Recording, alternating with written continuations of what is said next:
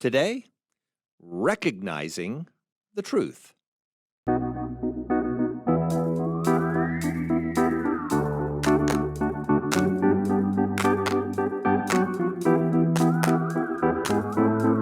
Welcome to Coffee with Creamer, where you get to sit down with our host, Dr. Barry Creamer, for a conversation about faith, life, and culture.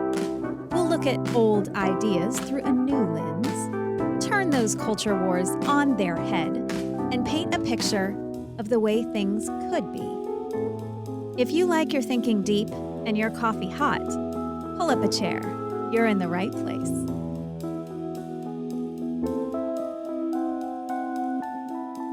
Of course, for some of us, it may simply be cognizing the truth. Not sure how much we've thought about it. I know it is a major issue in philosophy to talk about truth, the meaning of truth, the definition of truth, understanding what it actually is that we're claiming about it. And it's a little more complex than you might think on the face of it. Even just the very preliminary thoughts about it reveal that. And we'll talk about some of that in a moment.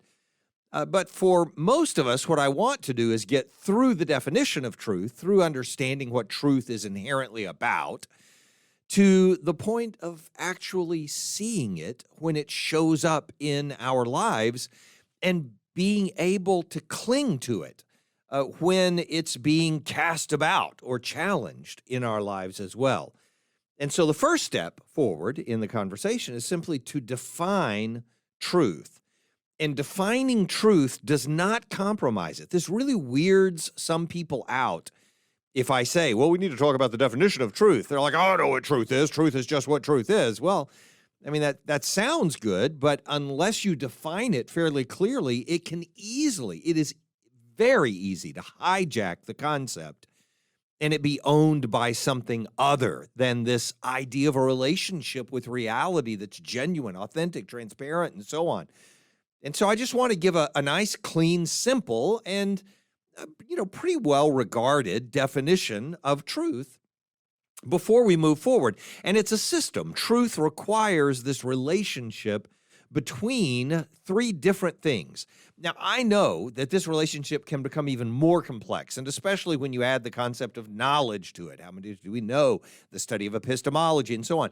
As a philosopher, as a person who likes to do philosophy, I want to venture off into all those territories. But instead, we're going to keep it fairly brief and fairly direct and simple and say truth at its core is a simple relationship between three different ideas, between three different things.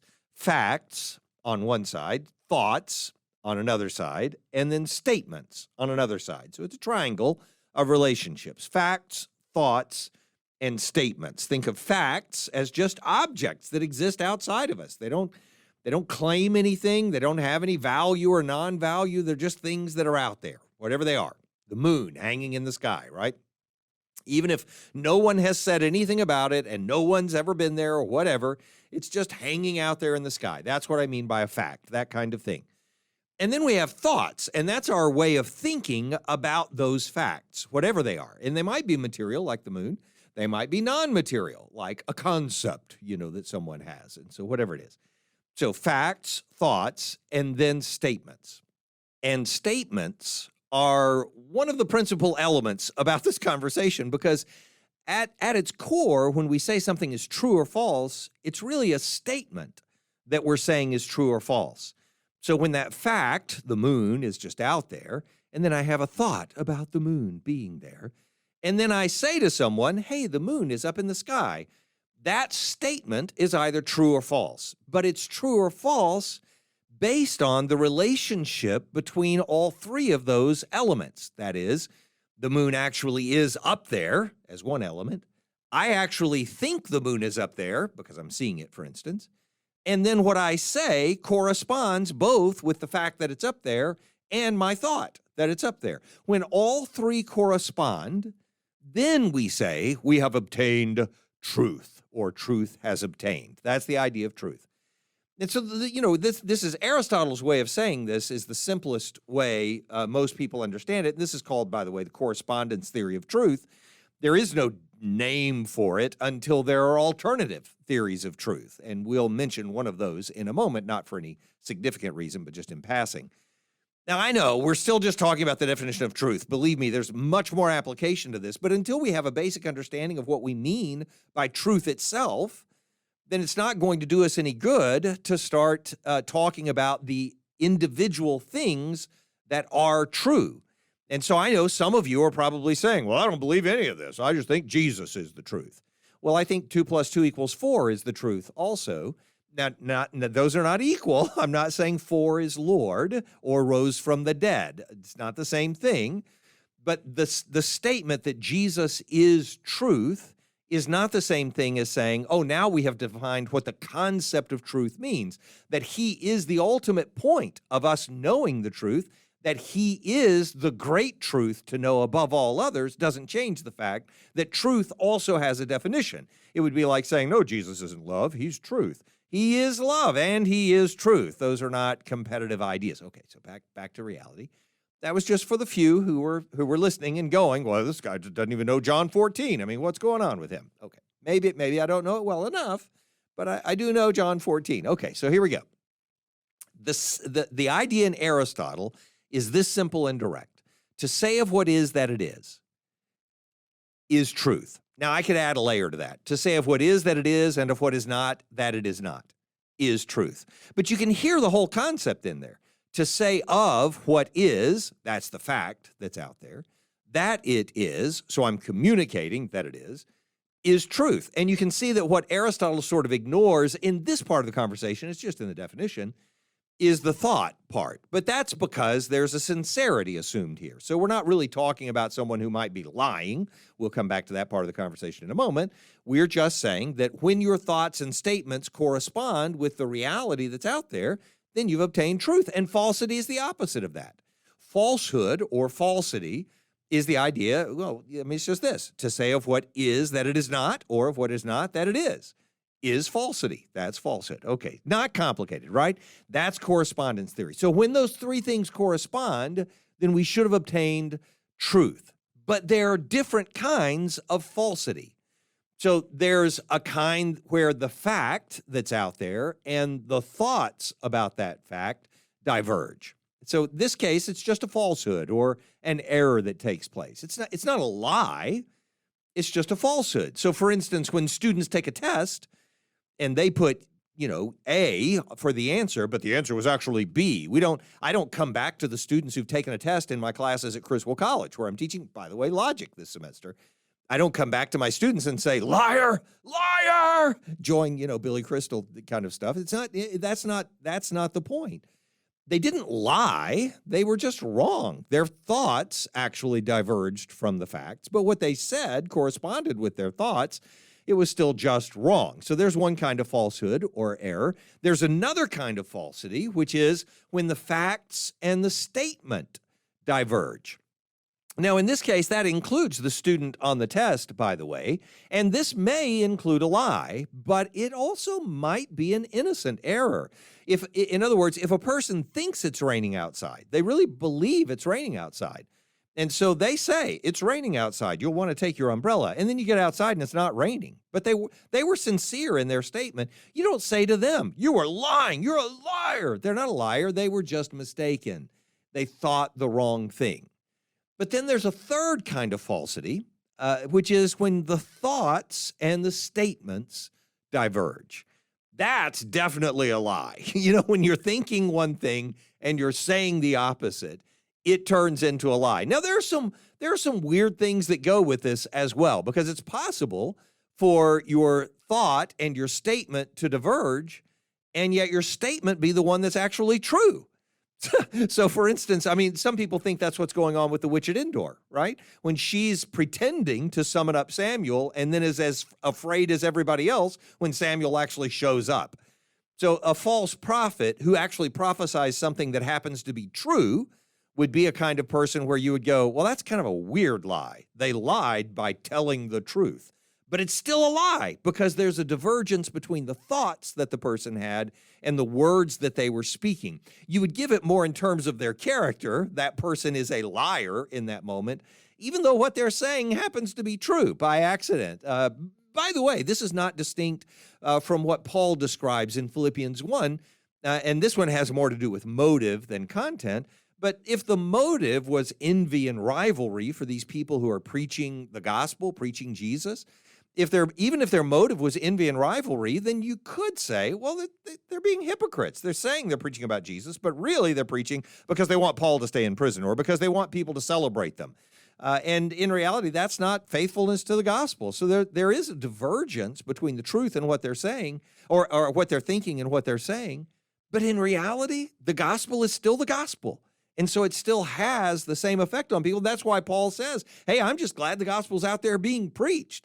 I wish people were sincere about it. I wish they would do it the right way. But hey, if the word's getting out there, I'm glad for it to get out there. That's why Paul would say what he does there, because there's a difference in those three different kinds of falsity that we were talking about.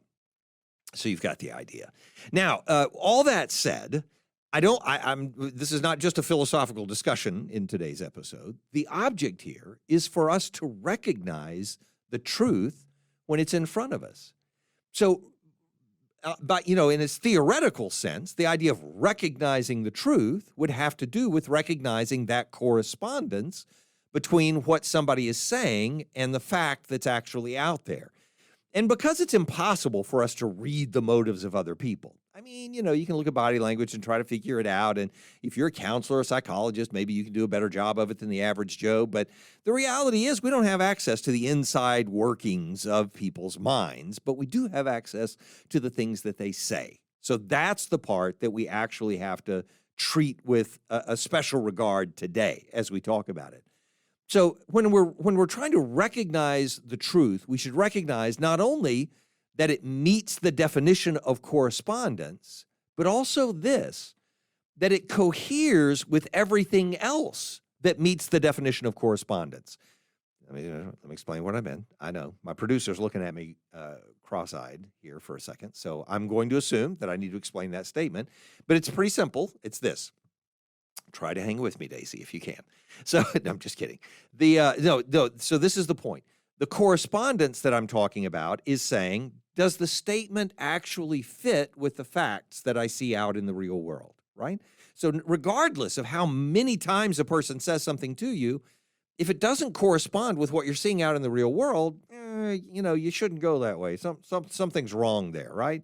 So we recognize that it needs to meet the definition of correspondence, that it comports with the reality that's out there in the world. But part of what that correspondence means is that the truth I'm hearing and the correspondence it has with that particular fact should also be able to hang together with everything else that corresponds with the facts of reality that are out there, or with all the other facts themselves that are out there. This has to do with coherence.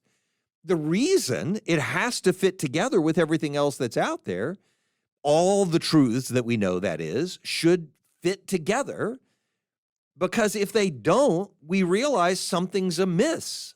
There's something wrong about how our thoughts are reflecting the facts that are out there because of this.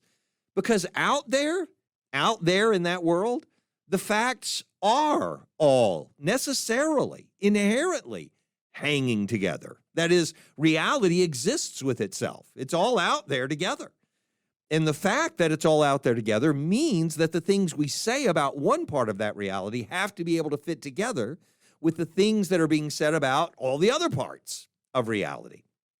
It's not, by the way, there is a definition of truth that's called the coherence theory of truth, which just means that things are regarded as true as long as they hold together with everything else that you say is true. I'm not embracing that definition. I'm just acknowledging the one side of that definition that does have real value.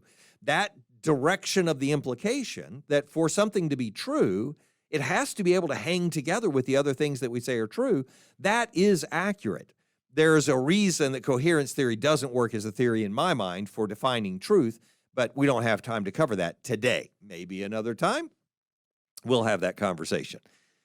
Then this. So now we've got this one idea for how we want to recognize the truth. That it corresponds with the facts that we're actually seeing, and I'll give you examples of these in just a moment.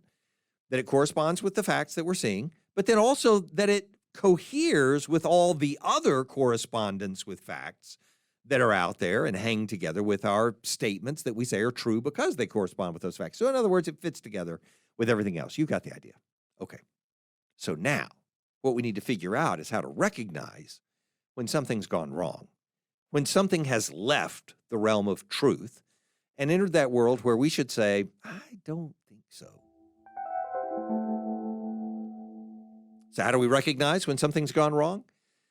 So let me start with this. Falsity, falsehood, it's not just falsehood. It's not just individual false statements, but falsity itself, the recognition of this lack of truth. Falsity itself is taking on a new role in our world. And it's not really new at all. It's just renewed. And I remember when I was growing up hearing about whatever Pravda was saying in Moscow.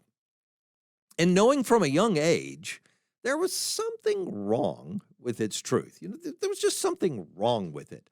And later, when I was a young adult, when I was at Baylor studying as an undergrad student, I remember reading Pravda in our Russian language classes. And some of it you would go, wow, well, they see things differently than we do, don't they? But some of it you would read and go, surely no one believes this. Surely no one believes this. It's just mythological. I mean, it's in its character. It's just absurd ideas. And again, in fact, I'll give you a different example than Pravda, you know, their newspaper, which is called Truth, by the way. It was really weird thinking that it was, that it was called Truth. And it was obviously just propaganda from front to back. Didn't mean there were no truths in it, but there were a lot of things that were just obviously not that way. I do remember as a kid, now this happened before I was born, but I saw clips of it as I was growing up as a kid. I remember seeing Nixon and Brezhnev talking about, and this was when Nixon was vice president, right, under Eisenhower. I remember seeing Nixon and Brezhnev on, and again, these were on recordings, this because I was born after the event actually took place in 1959, talking about, rocket technology and TVs in the kitchen debate, if you remember the discussion. If you've ever seen this, you remember it. It's called the kitchen debate, when Richard Nixon and Leonid Brezhnev were meeting together, and they were, or was it Khrushchev? Now I'm not quite positive. I think it may have been Khrushchev. The guy in my head that I'm seeing as I recall this looks like Khrushchev. So maybe Daisy could be looking this up for me, maybe, to see who did the kitchen debate in 1959. I bet it was Khrushchev. Anyway, it taught me the difference between information with accountability and manipulation through misinformation. And I wouldn't have had any idea of even how to say that when I was a little kid, but it was just so obvious on the face of it. It's Khrushchev. So there you go. I'm sorry I got that wrong. I don't know why I said Brezhnev. Anyway. Well, probably because he was the premier or whatever you call him, by the time I was actually a kid that age when I was seeing these clips. But anyway, so you remember they're talking about the fair that Khrushchev had come to see, and he, Khrushchev was just a blowhard, and so he would, and I don't mean to say that belittling the head of state from the Soviet Union back in that day in 1959. But I mean, really, it was just, constantly mocking and jabbing at American technology and stuff like that. Well, what did you think of the fair you came to? Any polite person would say, oh, it was amazing, and I'm so impressed with what y'all did, and so on. But his was, oh, I can't believe y'all have been a country for 185 years, and this is the best you can do? We've been a country for 40-something years, and we'll pass you in the next 5 years, and we'll say bye-bye on the way by. It's really, it's laughable, and people did laugh, and he knew he was sort of playing a gag, but he also knew he was holding to the party line. We're better than everyone because of who we are, and it doesn't matter what you say about technology. Our technology is better because we are communist, because we are the Soviet Union. I remember watching that and thinking how absurd it was, and I saw Richard Nixon. I'm not a huge Richard Nixon fan. I'm just saying this was interesting in this kitchen debate, how he managed it, trying to be conciliatory, trying to find a way to say, we should just open the lines of communication between our countries. It should be okay. By saying, look, there are some areas in technology where you have the advantage. For instance, in the thrust of your rockets, which was conciliatory on his part. Your rockets may be more powerful than ours. And we all sort of had evidence that was the case anyway with Sputnik and so on. So he's just giving them what they should already know and what everybody else already knew. And so he said that. And then he said, and in other areas, and he looked at the TV camera and he said, for instance, color television, which I thought was sort of an embarrassing thing. Hey, you guys are building rockets, but we can make really great color TVs. But still, he was just making the point to say, and maybe he thought it would be innocuous, and so it would slide by. And so he says, so our color televisions are better. Do you remember this in the kitchen debate? And then he says, he says, so we can learn from each other in these areas. And immediately Khrushchev begins waving him off and saying, no, there's no way. That's not. And in Russian, he is saying, no, it's not better. Our technology is better. All of our technology is better, no matter what it is. And he's not going to listen to reason about it. There is no possibility in his mind that American color television could be better. And it doesn't take a rocket scientist to figure out that American color television was at the head of the game, right? I mean, the closest you would get to it was Western European color television technologies. It was silly. And he wouldn't give on it at all. It was in that moment that I recognized that there is some fundamental difference that we can recognize, even in a person's conversation, between information that has some accountability. Because I knew Richard Nixon lived in a country where people were going to mock him if he had said something that was false. I know what it is to live in a country where you have information that has accountability, where you have a free press. And then to live in a country where there is simply manipulation through information, which basically means misinformation most of the time. There is no missing it. You can see it plainly, like the nose on your face, if you're looking for it. So one person was acknowledging what was not to his advantage, Nixon, and then including something else to his advantage. The other person wouldn't acknowledge even the most innocuous claims if they did not fit his sharply circumscribed, preordained model of reality or theory of reality or myth, as it turns out. And it is a myth. And it's deliberately that. It's a myth that is communicated so that your people will have a different sense of your origin and a different sense of loyalty to the cause that you have. And by the way, I could also tell that not everything we were told, because of course Richard Nixon was a stern anti-communist, right? So against the Red Scare kind of stuff. I could tell that not everything we were being told as children about communism as a system or about the USSR was true, because I watched Vasily Alexiev lift weights. And I saw him, a real man, a person, a human being with emotions and a life that was lived. I saw him talk about his embarrassment about how much he weighed when he was born and about the town where he lived and the way Russians so the way Russians were described to us, they were barely human. So I could see that there was something artificial about what was being communicated, and I didn't believe that part. I just said, I'm not going to assume those things about all the Russian people.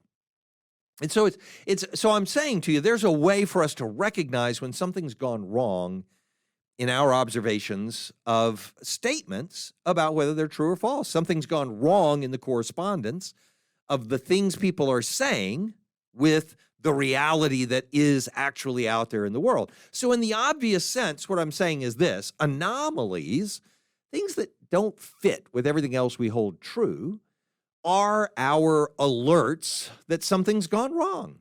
And, most of the time we discredit the anomaly. We do this profoundly. I don't know, Daisy does counseling now. She's my producer, sitting across the room from me over there. And I don't know if she's run into this in her counseling yet, but I can promise you people are very effective at suppressing anomalies, just pretending that they didn't happen in order to move on with life. It's just part of how we are. So most of the time we do discredit the anomaly, and for good reason, because most of the time the anomaly is what it should be. It's something we saw wrong, or something we understood incorrectly. Well, I must have seen it wrong because that can't be what it is. That doesn't fit with anything else that I experience in life. That's just kind of how we think about things. So normally we discredit the anomaly. So, for instance, you trust someone, and then you find out they lied to you. But they lied once, and you realize it was for a good reason. They wanted to throw you a surprise party. And you start trusting them again, right? So you put the anomaly out of your mind. It's like, no, I can still trust them. I know. And it may be slightly worse than that, but you still go, no, I'm going to trust them. People have to do this in marriage, right? I mean, you have perfect relationship, everything's lovey-dovey, and then something goes wrong and you have this moment of mistrust. What just happened? Did he say that? Did she say that? Did they lie about that? Did something? And then you have to decide whether that event, even though it was hurtful, is something you're going to regard as just an anomaly or something that breaks the system. And every couple has to figure out how to manage the anomalies because things change over time, one way or another.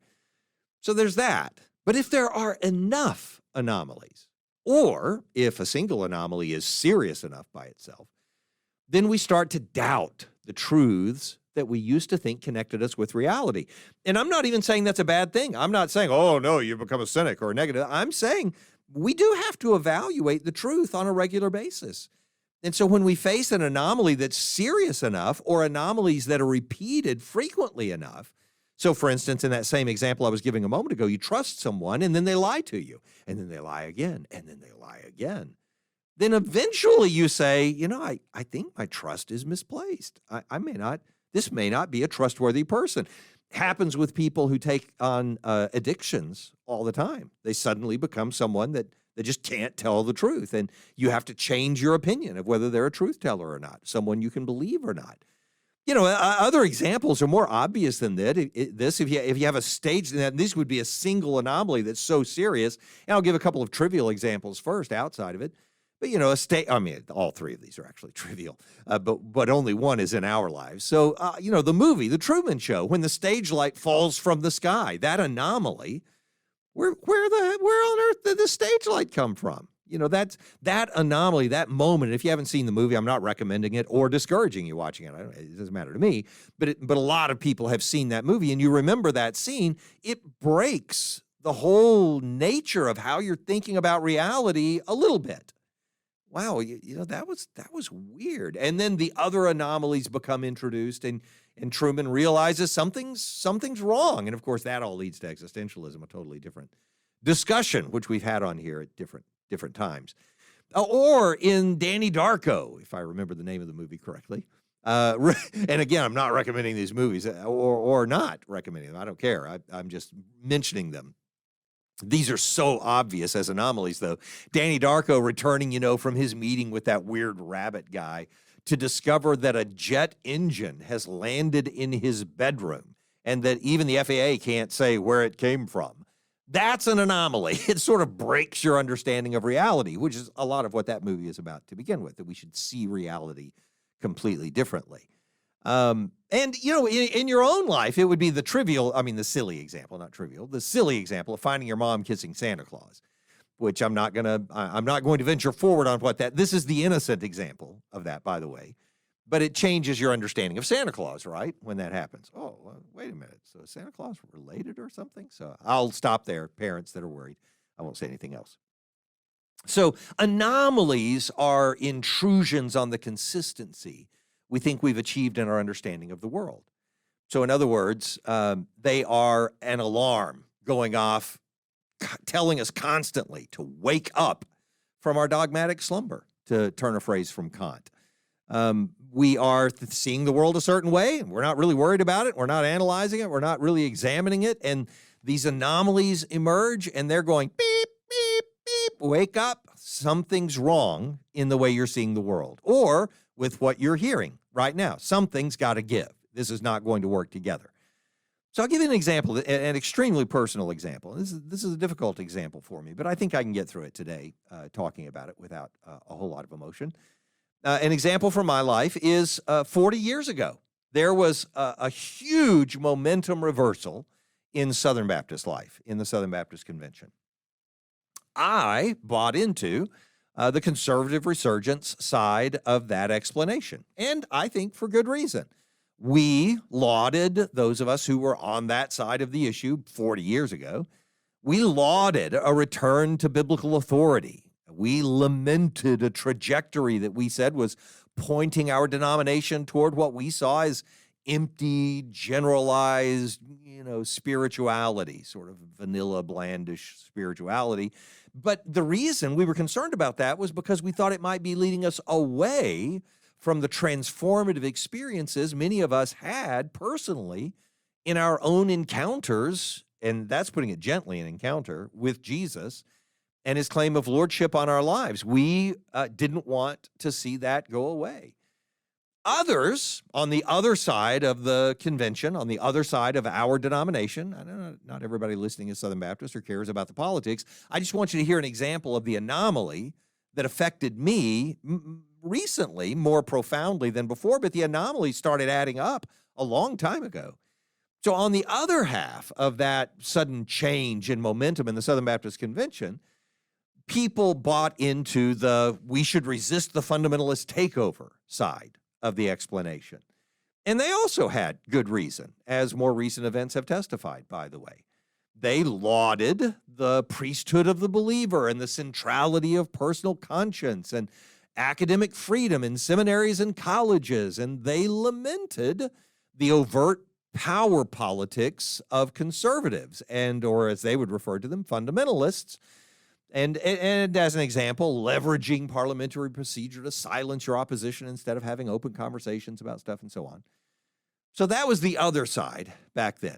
So politically and relationally, 40 years ago, politically and relationally, you had to choose one side or the other.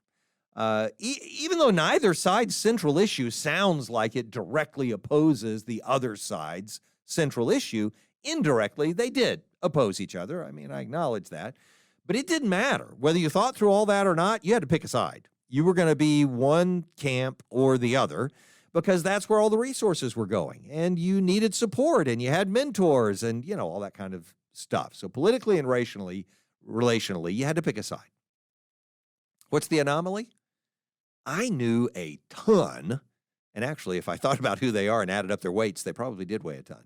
And that's because there were a lot of them, not because each individual was heavy. I knew a ton of people, not that that would be a problem anyway, on the other side, who I just knew them personally. I knew them in ministry. We went to camps together. We served in children's camp together. We went to Falls Creek together, a camp in Oklahoma that a lot of people have gone to. We would have Vacation Bible School at the same time each year. We would meet at associational Baptist meetings and so on. So what's the anomaly? Well, truly, on the other side, I knew one who didn't think Moses could have written the Pentateuch, for instance. Well, that was, a non-starter for my side of the movement, right? So, Jesus said Moses wrote the Pentateuch, so you got to go with that. And I debated that issue with that gentleman who has passed away since. Just this last year, he passed away. I debated Kierkegaard and creationism. I debated Barth and denominationalism with these guys all the time. So I knew what their thoughts were, but I also knew how they lived and I knew how they did ministry. Every single one of them claimed and lived out that Jesus is Lord and still do. The one who has passed away is undoubtedly rejoicing in Jesus' presence today. They believed to a man in the resurrection, and they prayed for people. I did with them to come to know Jesus, and they led people exactly to that end. I knew these guys, and I knew it was true of them. In other words, on one hand, I knew these guys and that they loved Jesus. And then on the other hand, I was being told that their faith was a threat to ours. It's like, something's off. And I just didn't weigh it out enough. And I don't know if you've listened to the other episodes or not, but I've done episodes from the beginning that are about peacemaking, episodes that were focused on that.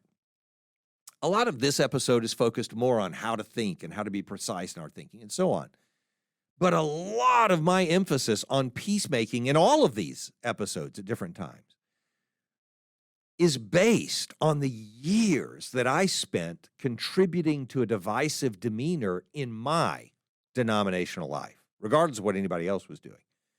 When I should have known and seen that I had brothers and sisters with whom I could disagree on a boatload of issues, but also with whom I could have great agreement and service together, following the one we both acknowledge as Lord.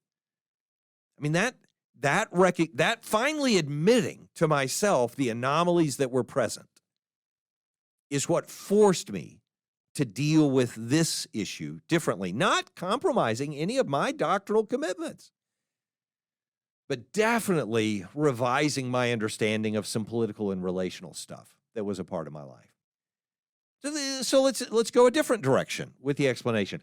Well, so when people equivocate, so I use that word, it's a word we use in logic all the time. We use it just to describe lying sometimes as a sort of a prevarication, right? So equivocate, use a word in more than one way to cover up a deception of some kind. So when people do equivocate, it's a warning sign that something's not right.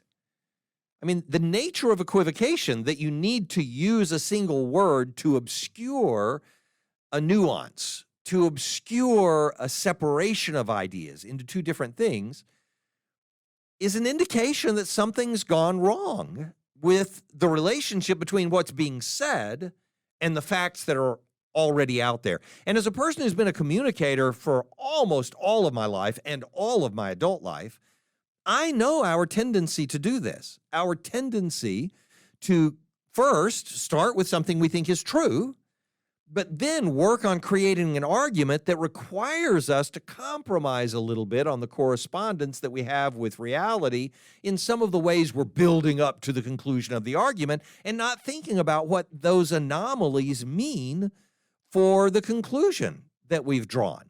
So let me give you an example, and this will be this is a little direct and a little intentional, but I don't mean it to be offensive, and I'll pick the other side in a minute and make the same kind of illustration, create the same kind of illustration. This example, by the way, has to do with indefinite class inclusion. I'll explain a tiny bit of that in a moment. But when a famous politician said, we'll leave it there. It's not going to be hard to figure out who this is. Mexicans are rapists and murderers in a speech. Well, that person got pushback, obviously, and that was the intent of saying it, was to get people stirred up and to hear, offensive terms. And so on the pushback, well, if you claim that all Mexicans are rapists and murderers, then you're a bigot. Something's wrong, you're a racist, and so on. When that was said, pushing back against that politician, the response was, well, I didn't say all were. Some are. Some are rapists and murderers. But now that reading belies the original use, which was to say that we should keep Mexicans from coming into America. Since, if we used some instead of all, implying all, then it could equally be said of Americans. And in some statistics, it would even be more so said of Americans, by the way, than of Mexicans. And we're not excluding Americans from America on the basis that Americans are rapists and murderers. So some Americans are rapists and murderers, not all. Some Mexicans are rapists and murderers, not all. But the original statement wasn't specific. It left it open. So you could say either one. In one case, the audience wants to hear all Mexicans are rapists and murderers. They're allowed to hear that. In the other case, when I want to make sure that everybody understands I'm not being a bigot or a racist, I'm just saying some are. Well, some are. Some have been convicted. Obviously, it's true. Then I'm equivocating not on the definition of a single term, but on this thing called class inclusion, this indefinite class inclusion. Is it universal or specific? And in this case, you're not sure. You get to use it either way, which should just put up a little flag on that statement and make you say, something about that isn't quite right. My point is simply that we cannot overlook equivocations like these if we value the truth. Look, the other person, this is just built into the way we ought to be thinking. Let me give an example of literal equivocation. We all recognized, some gleefully, some uncomfortably, the game being played in, and I'll be generic again, even though everyone will know who this is, in the Democratic president's line. Well, it depends on what the meaning of is. We all knew the game that was being played when that was said. that a leader was willing to play with words in order to obscure his own culpability. We all knew it. We all knew in the same way, when we heard it, the game being played, if we were listening to the news, by a Republican president, when he said one day, well, why would I think the Russians did it?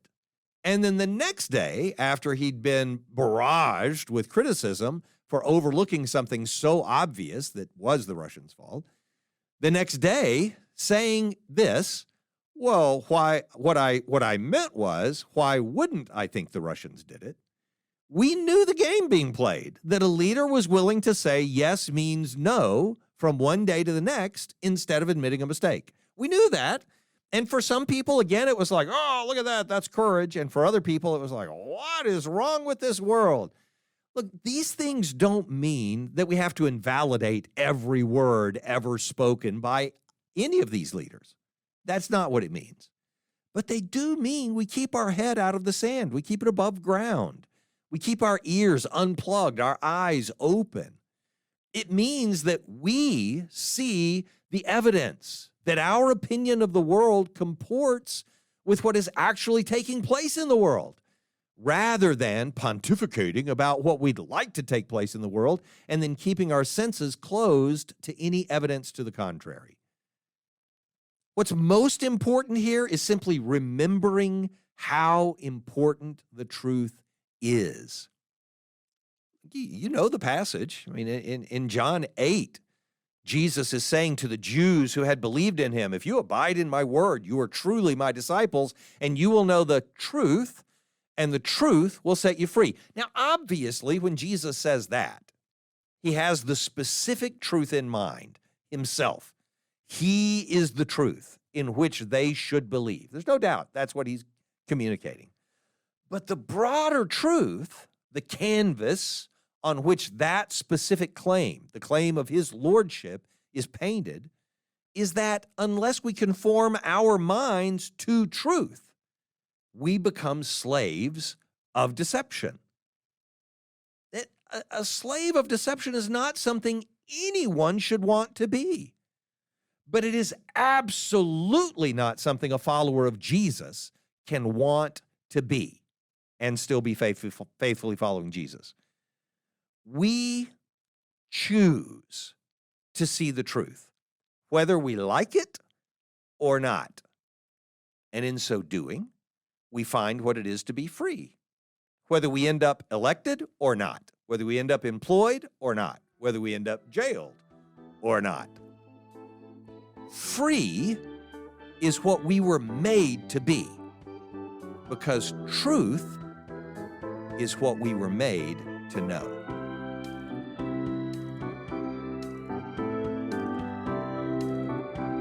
Thanks for joining us for Coffee with Creamer. Your cup of coffee may be finished, but we are not. Come back next week for a refill as we sit down to examine a new set of ideas and cultural issues. Don't miss an episode. Subscribe wherever you get your podcasts or visit our website at barrycreamer.com. Until next time, keep your mug hot and your mind sharp.